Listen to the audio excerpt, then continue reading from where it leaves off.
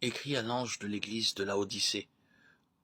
Voici ce que dit l'Amen, le témoin fidèle et véritable, le commencement de la création de Dieu.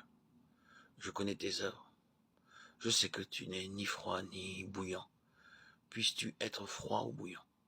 Ainsi, parce que tu es tiède et que tu n'es ni froid ni bouillant, je te vomirai de ma bouche.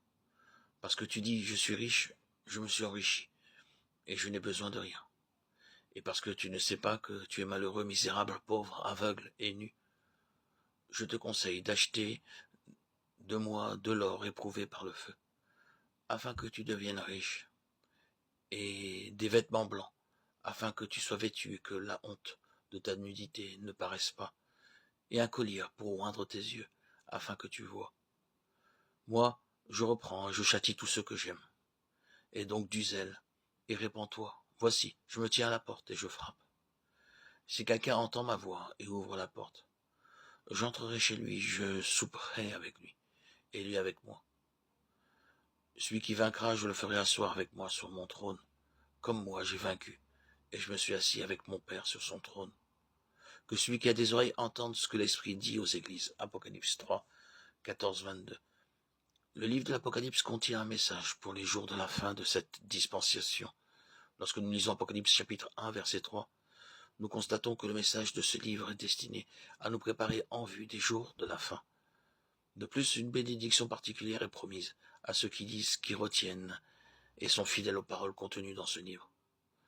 Le principal message de ce livre est destiné à nous montrer comment il faut vaincre afin de recevoir tout l'héritage proposé, préparé dans ce livre en vue de la nouvelle création. Nous trouvons cette affirmation au chapitre 12, verset 7. Celui qui vaincra héritera ces choses. Je serai son Dieu, et il sera mon fils. C'est là le résumé de tout le livre de l'Apocalypse. Comment vaincre, comment triompher, et, par la suite, comment entrer en possession de l'héritage qui nous est réservé dans la nouvelle création. Malgré toutes nos faiblesses, toutes nos faillites, toutes nos défaillances, le Seigneur veut que nous entrions en possession de l'héritage qu'il a préparé pour nous. Dans les chapitres 2 et 3 de l'Apocalypse, nous trouvons 7 messages adressés aux 7 églises. Ces 7 messages adressés aux 7 églises renferment, pour ainsi dire, en résumé, l'historique de l'église de Dieu. Nous pouvons diviser toute l'histoire de l'église sur la terre en 7 périodes. Depuis le moment où le Seigneur est monté au ciel jusqu'au jour où il reviendra pour la seconde fois, nous pouvons diviser ce temps en 7 périodes distinctes.